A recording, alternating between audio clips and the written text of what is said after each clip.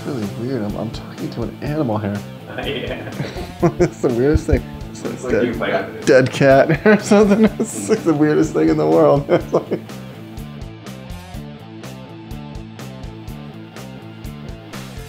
Yeah, I hadn't really thought about what I might be doing. I'm just gonna pretty much just go with it. Just come up with something as it goes. Let's give a warm round of applause for Mr. Rich Thomas.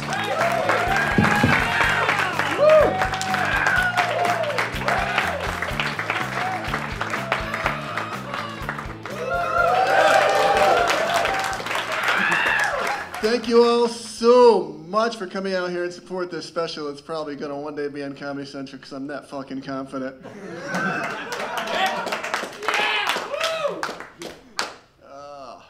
So the other day, I was walking down the Walmart parking lot, and I seen this dude, and he appeared to be talking to himself. And then as I got up closer to him, I could see on his right ear, he had this weird-looking battery-shaped thingy, he's wearing it, and I walked up to him, and I got up to him, and I said to him, "Dude, that is the weirdest-looking hearing aid I've ever seen." And then he took one look at me and he goes, "That's my Bluetooth phone set, you fucking dumbass."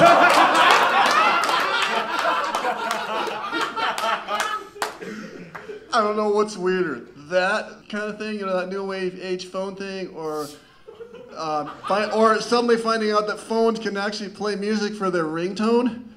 Like, I was uptown with a few friends of mine last weekend, and the dude on my right, I'm just sitting there, everything's calm, nice and calm, and all of a sudden I turned from the dude on my right, out of his pants pocket, seemingly, I heard, and I was like, holy shit, there's like some musical party going on in that guy's pants. And then here's the shocker. He reached down in, right, like in his pocket, and I swear to God, I thought it looked like he was playing pocketball. I was like, oh my God, I seriously hope he's not doing that shit in public, Right, so, and then all of a sudden, he reached up and he picked up the phone and he started talking. Yeah, hello, what's up, man? How you doing, man? You never believe this, but this guy, man, he's like looking at me weird because he saw the music coming out of me, like out of, my pants or something like that. He didn't know what was going on, right? And he didn't know about this thing, right? I think it might be the same dude, that you saw walking in the Walmart parking lot, when he thought your phone was like some kind of weird-ass hearing aid. Some people just don't get technology, man. I don't know, man, but we'll catch you later. Bye. All right, yeah. Woo, yeah. You guys love it, don't you? Oh, yeah. Well, what happened was just a little while after I graduated high school, and then I started seeing some comedy specials on TV and all that. Well, one of the first people I knew was probably like Eddie Murphy and George Carlin, and I thought to myself, how much fun it would be to just get up there and do what they do and stand up and start telling jokes, making people laugh. And because I remembered that how I would always come up with these weird thoughts, how comedians do, and they exaggerate stuff with. And my cousins would say the same thing about me, and I was like, man, I'd like to try this. So, a few days ago, I was sitting at a table, in the front room coffee house with this girl I know, right? And we're just talking, right? And she's got this weird camera-looking thingy, which I later learned was like a cell phone. And sitting right on the table, right next to her. And all of a sudden, as we're talking, I hear this, it looks vibration, like beep, beep, beep, beep, beep. And I was like, oh my God, why is her phone vibrating, this thing vibrating, or something. What's going on here, right? And then all of a sudden, I hear beep, beep, beep, and she picks up this phone, looks at it for a minute, and just starts going, pecking at it, right? And I'm just like, I curiously, I walk over closer to see this weird thing, see kind of weirdness is going on, and I'm looking at it, and I'm going, WTF, go.h. What the fuck's going on here? Whatever it is, I bet it's something super freaky. Because she's typing some strange encrypted lettering that's not recognizable to anybody but her and the unknown X Factor person that I don't know who he or she or it is. Texting.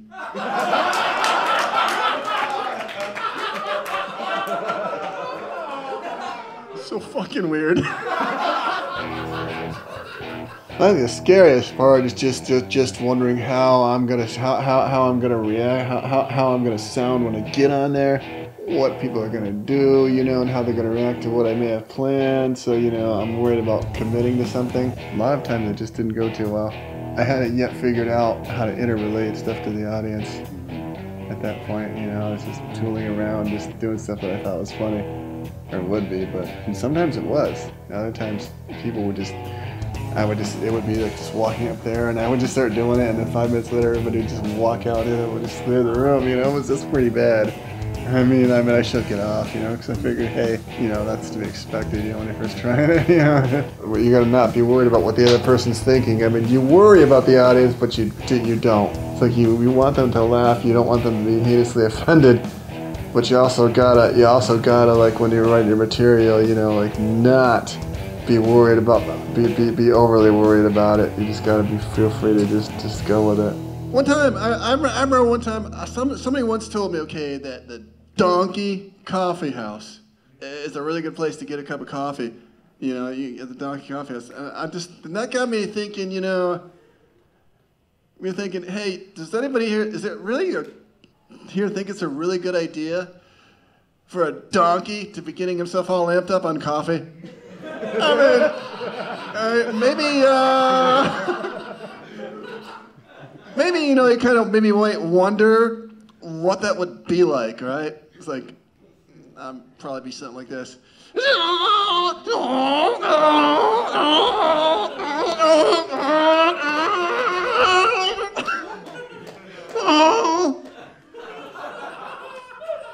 Guys like donkey impersonation, I'm gathering. I'm taking. I got more. It's a donkey on a roller coaster.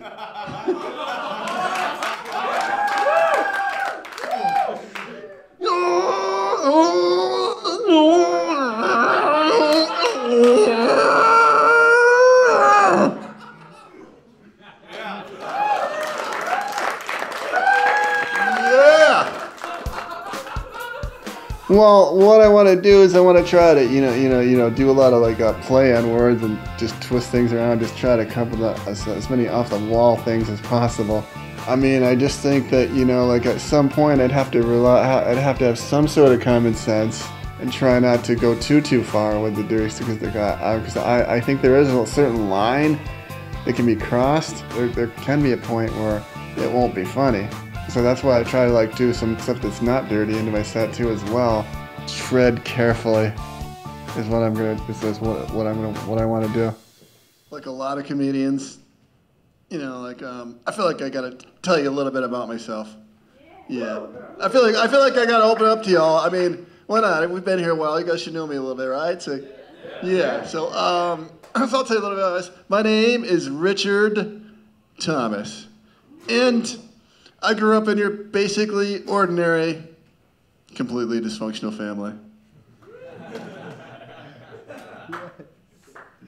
Mother had daily battles with her epilepsy, arthritis, and multiple mental illnesses.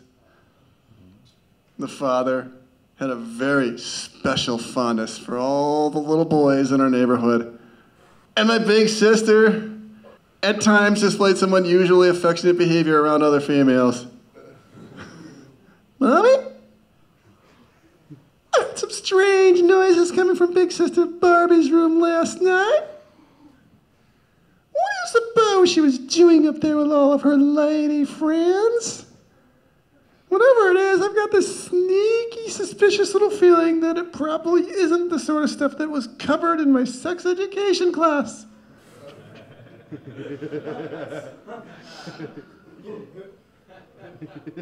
Oh, the tangled web of twisted dysfunction that is my family. it's one of those things that can be a bit of a character building experience, if you ask me. Kind of learn a little from it. Yeah, and one of the biggest things I learned is that I've got to be thinking of things in a positive light. And drawing my... Yeah, you guys are with me on that, I can tell. That's awesome. Yeah. And so drawing my cue from that thought, I've realized that, perhaps I should look at my life according to Shakespeare, the infamous man who has once been quoted as saying that comedy is tragedy. Tragedy is comedy. And as I look at my troubled childhood life from that particular viewpoint, I think it is pretty safe for me to conclude that when I was growing up, my life was mighty goddamn funny.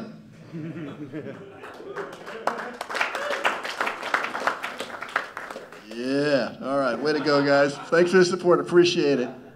As far as kids, I mean, I can, I'm thankful that I don't have any. I mean, that's like pretty much, that's like just about at the top of my list of things I'm thankful for. I mean, the only thing I'm more thankful for is the fact that I'm not a complete invalid or a waste case. My good friend Walter, really cool guy, I guess, he somehow managed to somehow convince me that that if I started smoking pot when I got into high school, that I would suddenly make friends, and I believed him. So yeah, I started smoking pot and loved it for a couple of years, at least until the incident. Okay. Yeah, it was a funny little incident too, about the 11th grade year in high school, nice shiny spring day. And I headed up home after school, went upstairs to my room to smoke pot like you did every day after school back in the day.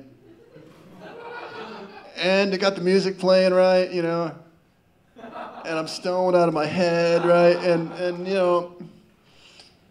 all of a sudden, I hear this faint sound of a woman's voice going, Richard!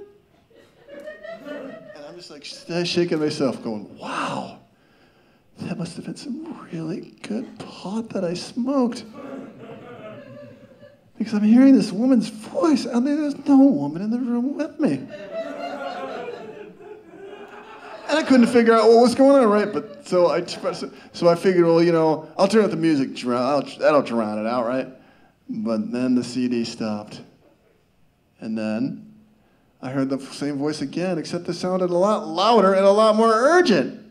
It's like, Richard, you get your ass down here now! And I was like, holy shit, that is my mom, and she's really pissed at me. For something or another. So I quickly gathered my thoughts, started spraying my room around a little bit, started doing the Banaka drip blast, drip, trying to, cover that breath, and get all cleaned up, looking spiffy, and then I ran down the stairs to my house, down the living room, and I was like, yeah, Ma, what's up? How you doing, Ma? I heard you want to talk to me about something. And she just looks at me and says, Richard, just sit down right now. I got to talk to you right now. I just got a call from your school. And your grades are going down, and you're letting your parents go and everything, and I don't know, I'm getting suspicious. Are you smoking pot? And of course, I didn't know what to think because I'm like extremely stoned, and I can't even think straight, right? So, had to come up with something on the fly.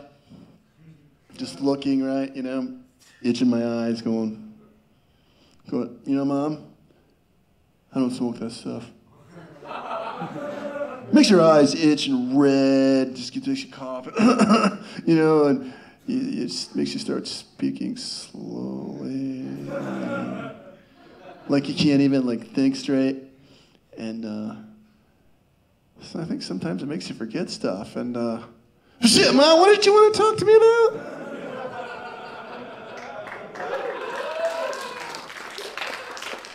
And then it hit me. And I just totally lied to my mom.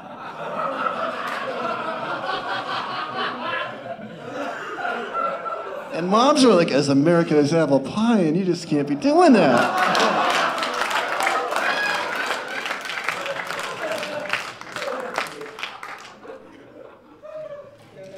But I knew I had to stop smoking pot. So I did. So the very next step would be to actually put some real, live, organized effort into writing stuff.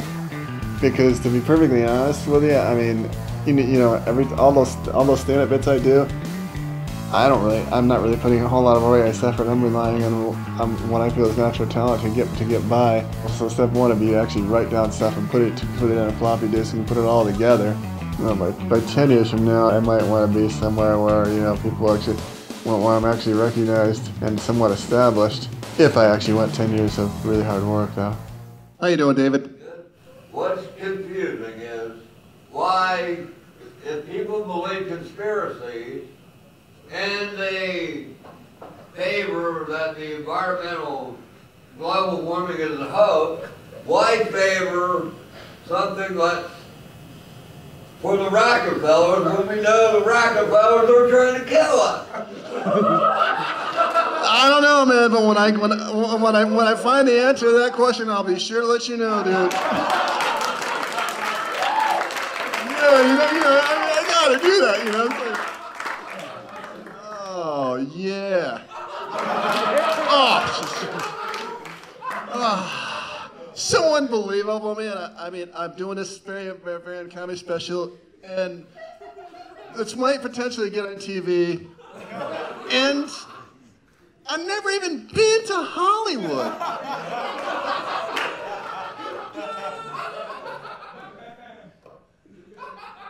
But I once met a girl named Holly.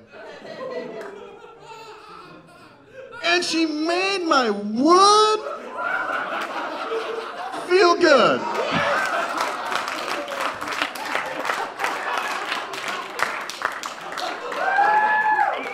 Which gets me confused because I do not, for the life of me, know why any male of self-respecting status would actually think of associating that certain hardness, that certain body part with wood.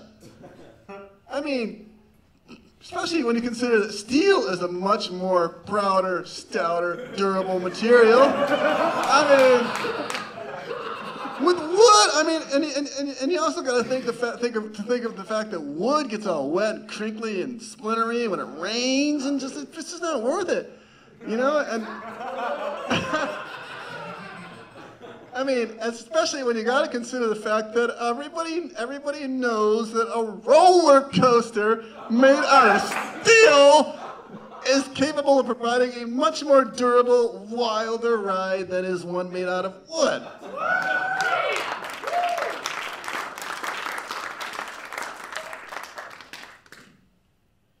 Oh my God, oh my God, did he seriously combine sex and roller coasters?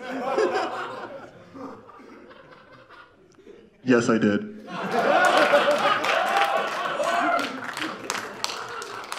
Sex and roller coasters, these are two of my favorite things. Nah, you guys, I'm pretty sure I'm not going to be involved in the remake of The Sound of the Music anytime too soon. Just so you know that. Yeah, sex and roller coasters. They are two of my very favorite things. I have a big passion for them. And I want to combine them. It's a dream of mine.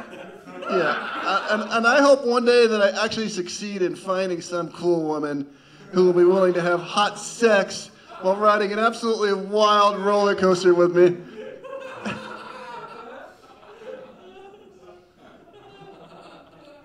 And things will get particularly interesting, I can promise you. Especially when we get to that part where she starts going, "Ah, get off! Oh, get off!" And I'll just be looking at her, for a minute, and I'll be like, "Relax, babe.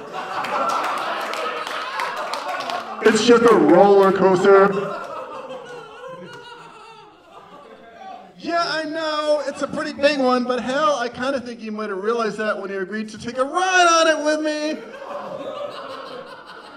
They call it the Beast for a reason. I think you ought to just sit back and enjoy it and be thankful, at least be thankful that you're not riding in the back seat.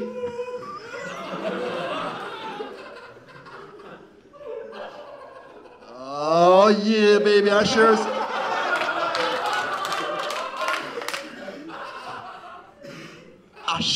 as hell hope that I get to realize that dream of having sex on a roller coaster. Be awesome. I'll YouTube it. Let all you guys know so you can Google it and watch it. Because I'm that fucking humble. In a way, I sort of feel sad for the poor guy who is not tall enough to ride a roller coaster. Because he's going to miss out on all the fun. You know, he's not going to know the joys of sex on a roller coaster. But you know what? There is one slice of good news for him. Okay, and that would be that when he gets to that one part in the action where she starts going, he will be able to experience that special smug sense of satisfaction that comes from knowing that she be doing that for reasons that don't have anything to do with riding a roller coaster.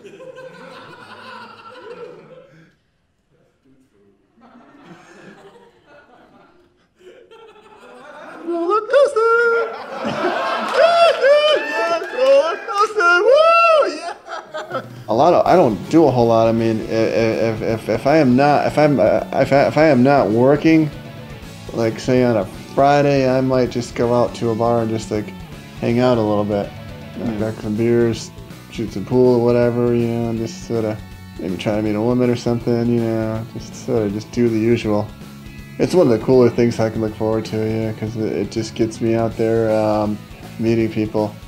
I've actually had 4 different people come to me at work and they say, "Hey, won't you do stand-up?" It's like they said they liked it. So I was like, wow, apparently there's been some people who know who I am at this point already.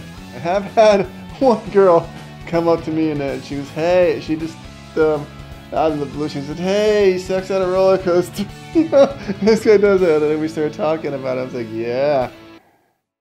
You know what else is really cool to do on a roller coaster?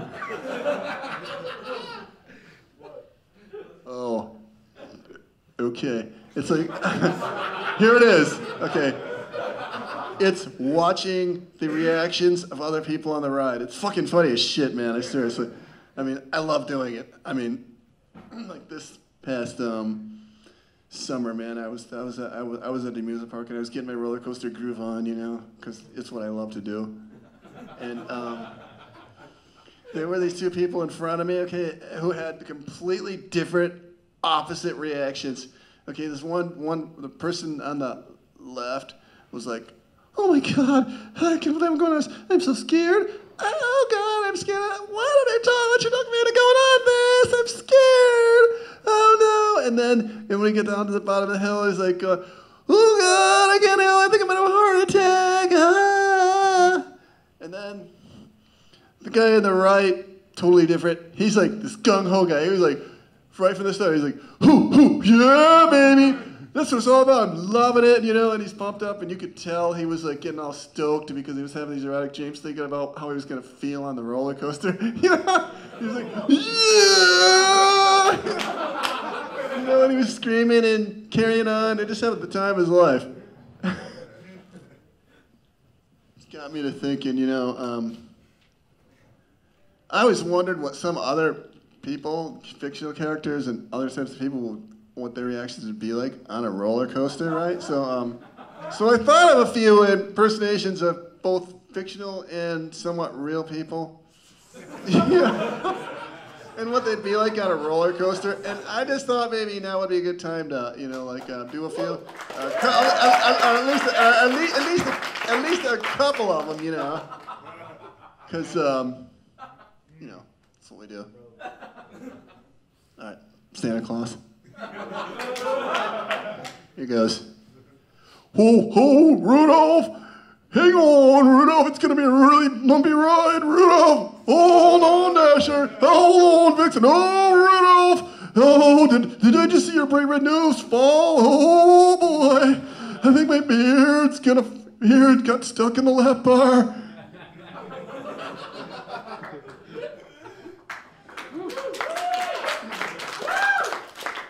Bill Cosby. On a roller coaster, of course.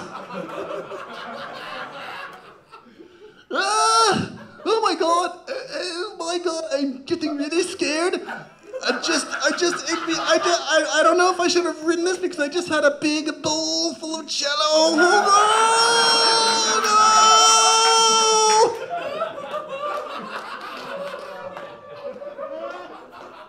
no! A mime.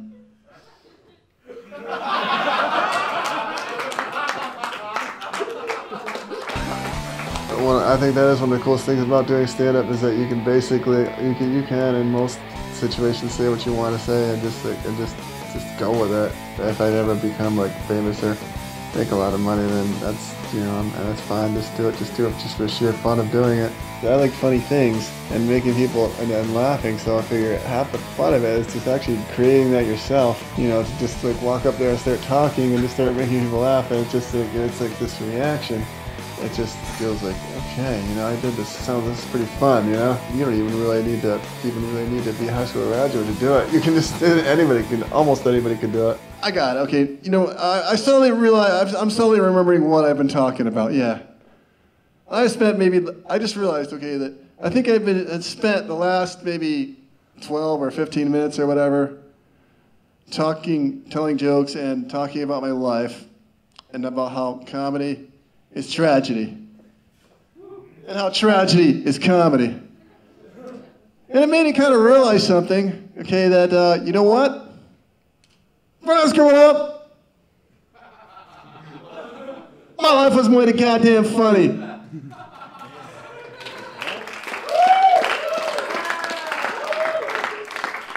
And I'm sorry to disappoint you, but my name is Richard Thomas, and I have enjoyed doing this, but I don't really have anything else to say except thank you for supporting this. Good night, everybody. Give a clap for Rich Thomas, everybody!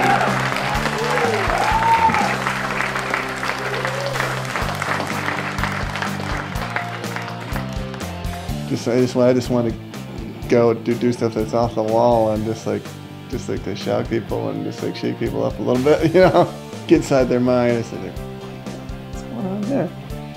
And like, hey, that was funny,